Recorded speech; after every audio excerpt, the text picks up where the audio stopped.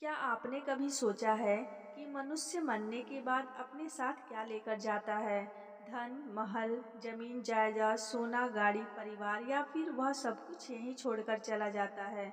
कहा जाता है कि जब मनुष्य इस संसार में आता है तो उसके हाथ खाली होते हैं और जब वह इस संसार से विदा होता है तब भी उसके हाथ खाली होते हैं। लेकिन उसके कर्म उसके साथ चलते हैं। यही कर्म कभी सुख बनकर लौटते हैं और कभी दुख बनकर। कभी किसी के जीवन में अचानक ऐसे अवसर आते हैं जिनकी उसने कल्पना भी नहीं की होती है और कभी सब कुछ होते हुए भी मनुष्य भीतर से खाली रहता है। लेकिन सबसे बड़ा सवाल यह है कि क्या मनुष्य के आज के कर्म यह तय करते हैं कि अगले जन्म में उसे क्या मिलेगा? क्या अच्छे कर्म करने वाला अगले जन्म में धनवान पैदा होता है? क्या गरीब होना पिछले जन्म के पापों का परिणाम है? क्या किसी के जन्म लेना उसके पिछले कर्मों से तय होता है? क्या माता-पिता, पति-पत्नी, संतान और परिवार भी कर्मों के किसी पुराने हिसाब से मिलते हैं? और क्या कुछ ऐसे कर्म हैं जिनकी फल मनुष्य को इसी जीवन में नहीं बल्कि अगले जन्म में भोगना पड़ता है? आज की कथा इन्हीं रहस्यमय प्रश्नों के इर्द-गिर्द घूमती है। यह कथा भारतीय आध्यात्मिक परंपरा, कर्मफल और पुनर्जन्म की मान्यताओं से प्रेरित है। इसे किसी व्यक्ति के अगले जन्म की निश्चित भविष्यवाणी न समझें। इसका उद्देश्य कर्मों की शक्ति और जीवन में सही आचरण का महत्व समझाना है। बहुत समय पहले की बात है। एक सुंदर और समृद्ध नगर था सूर्यपुर। सूर्यपुर में धनवान लोग रहते थे। बड़े बड़े भवन, विशाल बाजार, मंदिर और चारों ओर व्यापार की चहल पहल थी।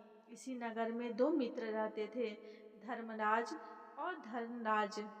दोनों की उम्र लगभग समान थी। दोनों का व्यापार भी लगभग एक जैसा था, लेकिन दोनों के स्वभाव में जमीन आसमान का अंतर था। धर्मदास बहुत साधारण जीवन जीता था। वह मेहनत करता, ईमानदारी से व्यापार करता और अपनी कमाई का कुछ हिस्सा गरीबों की सहायता में लगा देता था।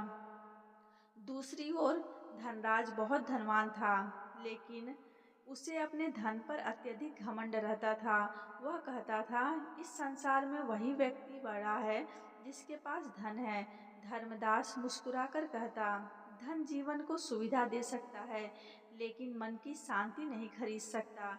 धनराज उसकी बात सुनकर हंस देता। एक दिन दोनों मित्र नगर के बाहर एक पुराने मंदिर में गए। मंदिर के बाहर एक वृद्ध साधु बैठे थे। साधु की आंखें बंद थीं।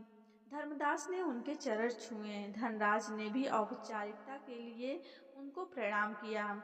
साधु ने दोनों को देखा और कहा, तुम दोनों अपने जीवन को बहुत अलग अलग तरह से जी रहे हो। धनराज हंसते हुए बोला, महाराज, जीवन एक ही है तो आज है वही सच है।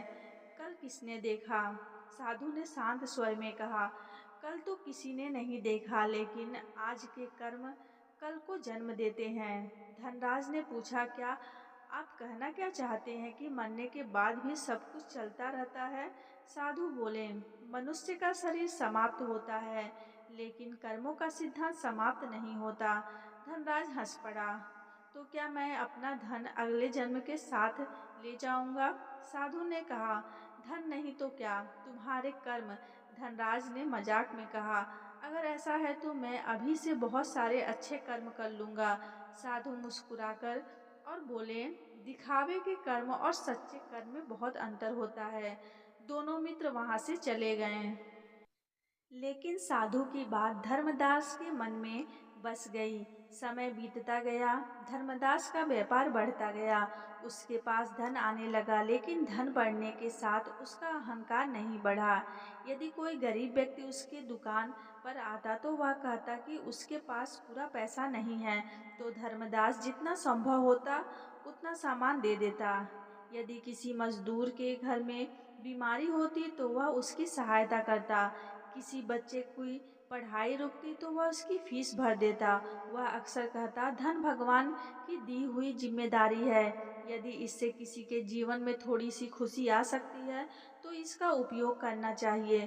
दूसरी ओर धनराज की संपत्ति बहुत बढ़ गई। उसने बड़े बड़े मकान बनवाए, दूर दूर तक जमीन खरीद ली और कई व्यापार अपने नाम कर लिए, लेकिन उसका हृदय कठोर होता गया। वह अपने नौकरों को कम वेतन देता, गरीबों से अधिक ब्याज वसूलता और किसी की मजबूरी देखकर कहता, जिसके पास पैसा नहीं है उसे अपनी मजबूरी का परिणाम भुगतना चाहिए।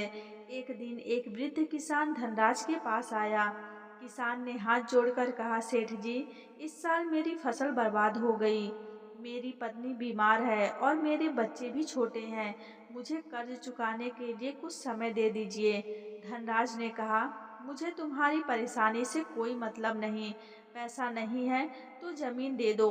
किसान की आंखों में आंसू आ गए। उसने कहा, सेठ जी, वह जमीन मेरे माता पिता की आखिरी निशानी है। वही जमीन मेरे बच्चों का सहारा है। धनराज ने कठोर स्वर में कहा, मुझे तुम्हारे पिता की कहानी नहीं सुननी। पैसा चाहिए। किसान मजबूर था, उसे अपनी जमीन धनराज के नाम करनी पड़ी। यह बात धर्मदास को पता चली तो उसने धनराज से कहा, मित्र, इतना कठोर मत बनो। तुम्हारे पास इतना धन है, किसी गरीब की मजबूरी का फायदा उठाए बिना भी तुम अपना कमा सकते हो। धनराज हंस पड़ा। उसने कहा, तुम्हारी दया तुम्हारे पास रखो। व्यापार भावनाओं से नहीं चलता। धर्मदास ने शांत स्वर में कहा, धन कमाना गलत नहीं है, लेकिन किसी मजबूरी का फायदा उठाना गलत है। धनराज बोला, देख लेना धर्मदास, मरने के बाद तुम्हारी दया तुम्हारे साथ नहीं जाएगी। मेरा धन मेरे बच्चों के पास रहेगा। धर्मदास ने कहा, धन बच्चों के पास रहेगा, लेकिन कर्म तुम्हारे साथ जाएंगे। धनराज ने उसकी बात का मजाक उड़ाया और वहां से चला गया। वर्ष बीतते गए, धनराज की संपत्ति बढ़ती गई, लेकिन उसके भीतर की शांति कम होती गई। वह हर समय धन की चिंता करता। उसे डर रहता कि कोई उसके व्यापार को नुकसान न पहुंचा दे। उसे विश्वास नहीं था कि कोई उसके धन से प्रेम करता है या उससे। उसे लगता था कि लोग केवल उसकी संपत्ति के कारण उसके आसपास हैं। उधर धर्मदास का जीवन सादगी से चलता रहा। उसके पास धन था, लेकिन वह धन का गुलाम नहीं बना।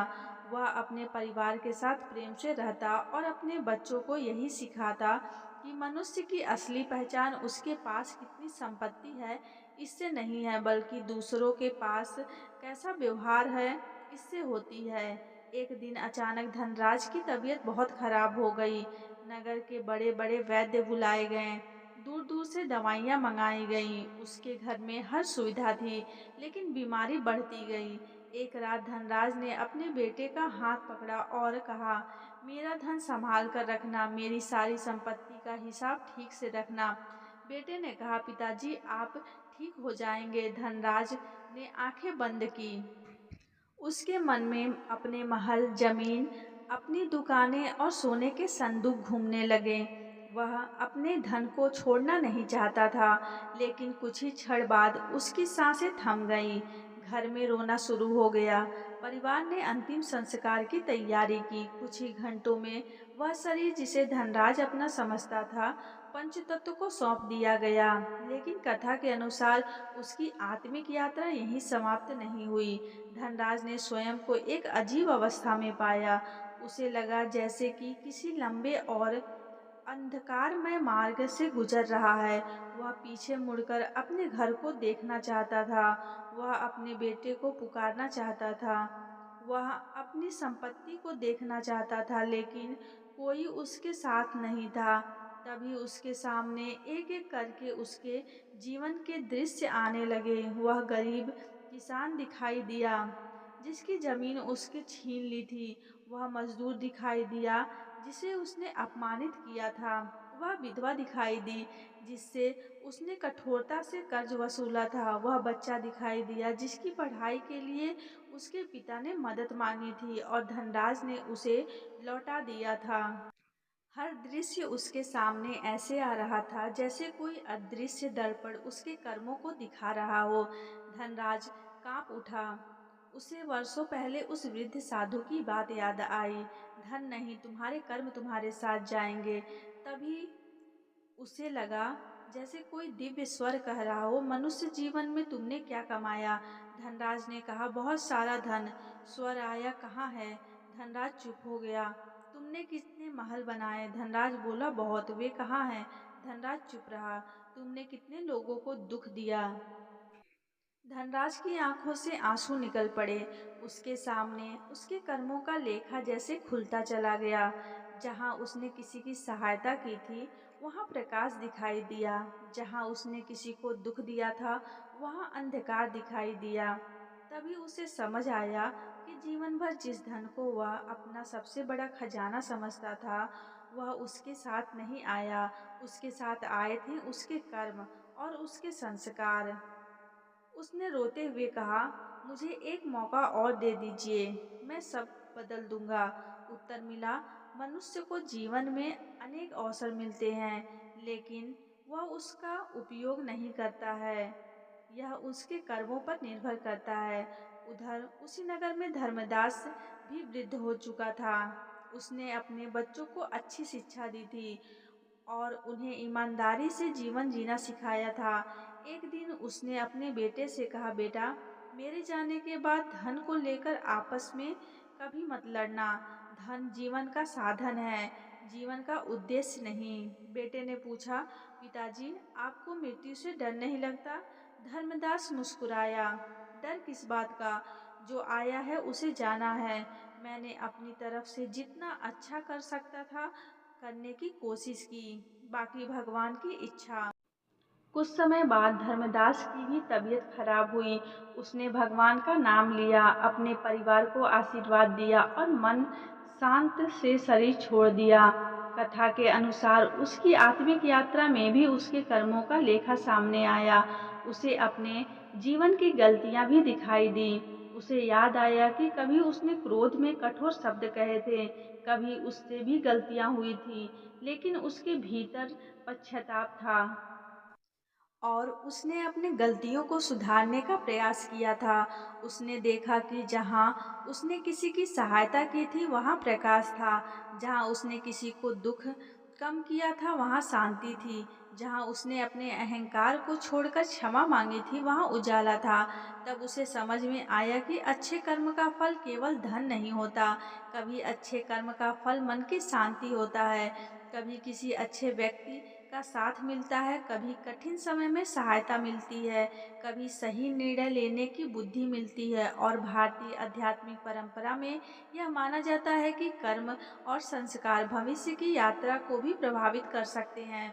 लेकिन इसका अर्थ यह नहीं है कि हर गरीब व्यक्ति पिछले जन्म में पापी था या हर धनवान व्यक्ति पिछले जन्म का पुण्य आत्मा था।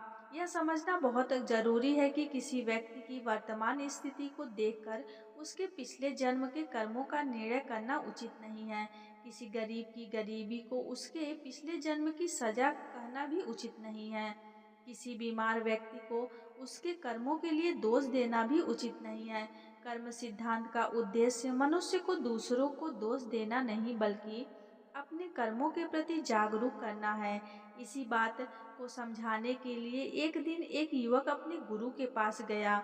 उसने पूछा, गुरुदेव, अगर पिछले जन्म के कर्म अगले जन्म को प्रभावित करते हैं, तो क्या मनुष्य वर्तमान जीवन पहले से तय होता है? गुरु ने कहा, नहीं, इसे इतना सरल मत समझो। युवक ने पूछा, तो फिर कर्म क्या करते हैं? गुरु बोले, कर्म जीवन को प्रभावित कर सकते हैं, लेकिन वर्तमान में तुम्हारे निर्णय और कर्म भी महत्वपूर्ण हैं।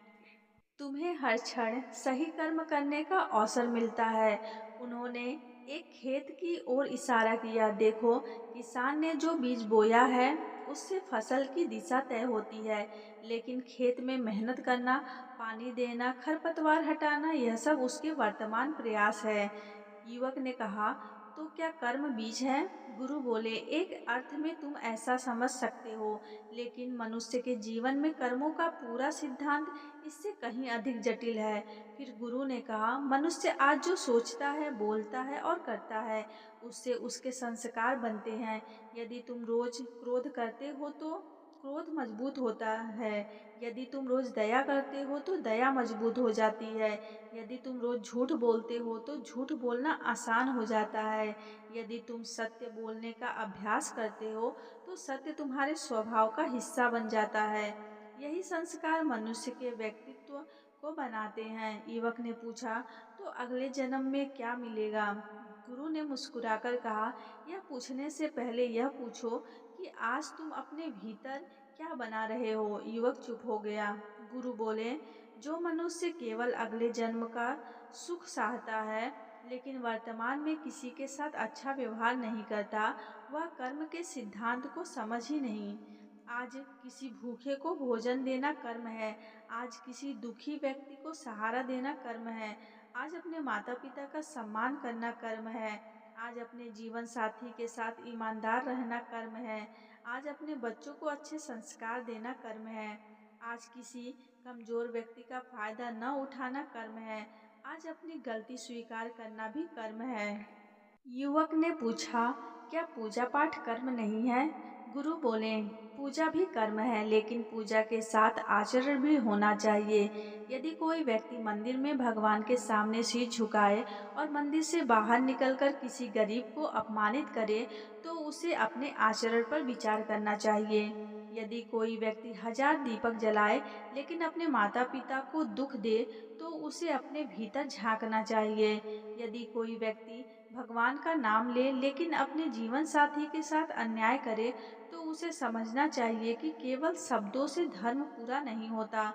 धर्म केवल पूजा नहीं है, धर्म हमारे व्यवहार में भी है, धर्म हमारे निर्णय में भी है, धर्म हमारी भाषा में भी है, धर्म इस बात में भी है कि हम उस व्यक्ति के साथ कैसा व्यवहार करते हैं जो हमें कोई लाभ नहीं दे सकता। यही कर्म की असली परीक्षा है। अब कल्पना कीजिए कि ऐसे व्यक्ति की जो जीवन भर दूसरों से ईर्ष्या करता है, उसके पास घर है, परिवार था, धन था, लेकिन वह हमेशा दूसरे की संपत्ति देखकर दुखी होता था। वह सोचता था उसके पास मुझसे ज़्यादा क्यों है। धीरे-धीरे ईर्ष्या उसके स्वभाव का हिस्सा बन गई। दूसरी ओर एक गरीब महिला थी, उसके पास बहुत कम था, लेकिन वह अपने भोजन का थोड़ा-सा हिस्सा किसी भूखे के साथ बाँट देती थी। उसका घर छोटा था, लेकिन उसका मन बहुत बड़ा था। दोनों की आर्थिक परिस्थितियाँ अलग थीं, लेकिन उनके भीतर के संस्कार भी अलग थे। यही कारण है कि जीवन को केवल बाहर से देखकर समझना कठिन है। कभी धनवान व्यक्ति भीतर से बहुत गरीब होता है और कभी गरीब व्यक्ति भीतर से बहुत समृद्ध। कभी बड़ा घर मन को शांति नहीं देता और कभी छोटी सी झोपड़ी में रहने वाला परिवार प्रेम से भरा हुआ होता है। तो क्या अगले जन्म में धन मिलेगा? इसका निश्चित कोई उत्तर सामान्य मनुष्य नहीं दे सकता। क्या अगले जन्म में कौन-सा परिवार मिलेगा? इसे निश्चित रूप से बताना भी संभव नहीं है। क्या कौन व्यक्ति फिर से आपका पति, पत्नी, माता-पिता या संतान बनेगा, इसके बारे में भी प्रमाणित रूप से दावा नहीं किया जा सकता। लेकिन भारतीय आध्यात्मिक परंपरा हमें यह ज़रूर सिखाती है कि कर्मों को हल्के में नहीं लेना चाहिए, क्योंकि मनुष्य अपने कर्मों से अपने जीवन की दिशा को प्रभावित करता है। एक दिन एक वृद्ध महिला अपने गुरु के पास गई। उसकी आंखों में आंसू थे। उसने कहा, महाराज, मैंने जीवन में बहुत गलतियां की हैं। मुझे डर लगता है कि अगले जन्म में मुझे बहुत दुख मिलेगा। गुरु ने कहा, तुम्हें अपने अतीत पर पश्चाताप है? महिला बोली, हाँ। क्या तुम अपनी गलतियों को दोहराना चाहती हो? नहीं, तो आज बदलना शुरू करो। महिला बोली, लेकिन जो हो चुका है उसे तो मैं बदल नहीं सकती। गुरु ने कहा, बीता हुआ समय वापस नहीं आता, लेकिन वर्तमान कर्म तुम्हारे साथ में है। आज किसी से माफी मांगो, आज किसी जरूरतमंद की सहायता करो, आज अपने मन से किसी के प्रति द्वेष कम करो, आज झूठ से बचो, आज भगवान का स्मरण करो। महिला ने पूछा, क्या इससे मेरा अगला जन्म बदल जाएगा? गुरु मुस्कुराए और बोले, भविष्य की चिंता भगवान पर छोड़ो, पहले आज को अच्छा बनाओ। यदि बात मनुष्य के लिए सबसे महत्वपूर्ण है, हम अक्सर अगले जन्म के बारे में सोचते हैं, लेकिन इस जन्म को भूल जाते हैं। हम पूछते हैं अगले जन्म में क्या मिलेगा, लेकिन यह नहीं पूछते आज मैं क्या दे रहा हूँ। हम पूछते हैं भगवान मुझे क्या देंगे, लेकिन यह नहीं पूछते मैंने संसार को क्या दिया। हम पूछते हैं मेरे कर्मों का फल क्या होगा, लेकिन यह नहीं पूछते आज मैं कौन सा कर्म कर रहा हूँ। यदि मनुष्य यह प्रश्न रोज अपने आप से पूछने लगे, तो उसका जीवन धीरे धीरे बदल सकता है। कथा फिर सूर्यपुर लौटती है। धर्मदास और धनराज दोनों की कहानियां अब नगर के लोगों के लिए उदाहरण बन चुकी थी।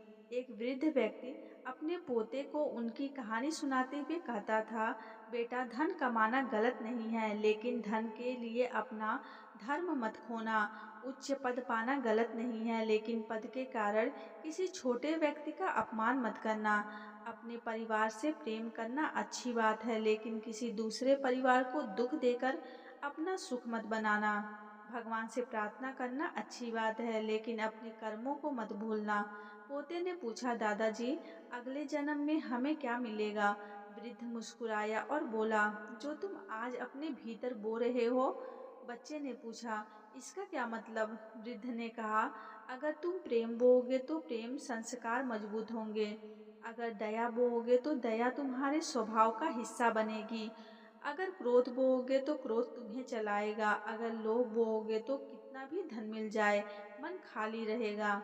अगर सत्य बोओगे तो कठिन परिस्थिति में भी तुम्हारे भीतर शक्ति रहेगी। बच्चे ने पूछा, तो क्या भगवान सजा देते हैं? वृद्ध ने कहा, भगवान को केवल दंड देने वाला मत समझो। कर्म का सिद्धांत हमें अपने कर्मों के परिणामों को समझने की प्रेरणा देता है। जैसे बीज बोने के बाद फसल आती है, वैसे ही कर्मों के परिणाम जीवन को प्रभावित करते हैं। लेकिन मनुष्य के पास हर क्षण अपने वर्तमान कर्मों को बेहतर बनाने का अवसर भी रहता है। यही आशा है, यही धर्म की सुंदरता है और यही जीवन का सबसे बड़ा अवसर है। अब यदि आप इस कथा को अपने जीवन से जोड़कर देखें, तो एक प्रश्न जरूर पूछिए, अगर मेरा आज का जीवन ही मेरे भविष्य का बीज है, तो मैं आज क्या बो रहा हूँ? क्या मैं प्रेम बो रहा हूँ? क्या मैं दया बो रहा हूँ? और क्या मैं सत्य बो रहा हूँ? क्या मैं अपने माता-पिता का सम्मान कर रहा हूँ? क्या मैं अपने जीवन साथी के साथ ईमानदार हूँ? क्या मैं अपने बच्चों को अच्छे संस्कार दे रहा हूँ? क्या मैं किसी कमज़ोर व्यक्ति का फ़ायदा तो नहीं उठा रहा? क्या मैं किसी के दुःख का कारण तो नहीं बन रहा? और सबसे ज़रूरी, क्या मैं अपनी गलतियों को स्वीकार करने का साहस रखता हूँ? क्योंकि मनुष्य को अगले जन्म में क्या मिलेगा, इसका पूरा रहस्य शायद मनुष्य कभी नहीं जान पाएगा। लेकिन इस जन्म में वह कैसा इंसान बनेगा, यह उसके हाथ में है और शायद यही कर्मों का सबसे बड़ा रहस्य है। अगला जन्म केवल भविष्य की कहानी नहीं है। अगले जन्म की तैयारी आज के कर्मों से शुरू होती है। धन चला जाएगा, शरीर चला जाएगा, घर चला जाएगा, पद चला जाएगा, नाम भी एक दिन लोग भूल जाएंगे। लेकिन आपके द्वारा किए गए कर्मों का प्रभाव आपकी आध्यात्मिक यात्रा में महत्वपूर्ण माना जाता है। इसलिए आज से एक छोटा सा संकल्प लीजिए, किसी भूखे को भोजन देंगे, किसी दुखी को सांत्वना देंगे, अपने माता-पिता से प्रेम से बात करेंगे, अपने जीवन साथी का सम्मान करेंगे, किसी की मजबूरी का फ़ायदा नहीं उठाएँगे, झूठ से बचने की कोशिश करेंगे। और यदि गलती हो जाए तो अहंकार छोड़कर माफ़ी मांगेंगे, क्योंकि भगवान को केवल बड़े मंदिरों में मत खोजिए, अपने कर्मों में खोजिए, अपने व्यवहार में भी खोजिए, अपनी दया में भी खोजिए, अपनी सच्चाई में भी खोजिए और उस क्षण में खोजिए जब आपके सामने किसी कमज़ोर इंसान की मदद करने का अवसर हो। शायद वही आपका सबसे बड़ा पुण्य हो, शायद वही आपके जीवन का सबसे सुंदर कर्म हो और शायद वही कर्म आगे की यात्रा में प्रकाश बन जाए। तो याद रखिए, मनुष्य इस संसार से धन नहीं ले जाता, लेकिन धन के लिए किए गए कर्मों का प्रभाव छोड़ जाता है। मनुष्य शरीर छोड़ देता है, लेकिन उसके संस्कार उसकी आध्यात्मिक यात्रा का हिस्सा माने जाते हैं। मनुष्य सब कुछ खो सकता है, लेकिन अपने कर्मों से मिली हुई सीख उसके भीतर रहती है। इसलिए अगले जन्म में क्या मिलेगा, इसकी चिंता करने से पहले इस जन्म में क्या बोना है, यह तय कीजिए, क्योंकि भविष्य किसी एक दिन अचानक नहीं बनता। भविष्य आज के छोटे छोटे कर्मों से बनता है और यही इस कथा की सबसे बड़ी सीख है। अगर आपको यह आध्यात्मिक और रहस्यमय कथा पसंद आई हो तो वीडियो को लाइक ज़रूर करें, अपने परिवार और मित्रों के साथ शेयर करें और ऐसी ही धार्मिक, पौराणिक और आध्यात्मिक कथाओं के लिए हमारे चैनल धर्म ज्ञान को सब्सक्राइब करना न भूलें। कमेंट में श्रद्धा से हरि ओम, ओम नमः शिवाय जरूर लिखें। ईश्वर आपके जीवन में सद्बुद्धि, सुख, शांति और अच्छे कर्म करने की शक्ति प्रदान करे। आपके घर में प्रेम बना रहे, आपके परिवार में सुखी बना रहे और आपके हर कदम पर धर्म और सत्य आपका मार्गदर्शन करें। फिर मिलेंगे एक नई रहस्यमयी और आध्यात्मिक कथा के साथ। तब तक अपने कर्मों का ध्यान रखिए, क्योंकि आज का कर्म ही कल की कहानी लिखता है। हरि ओम।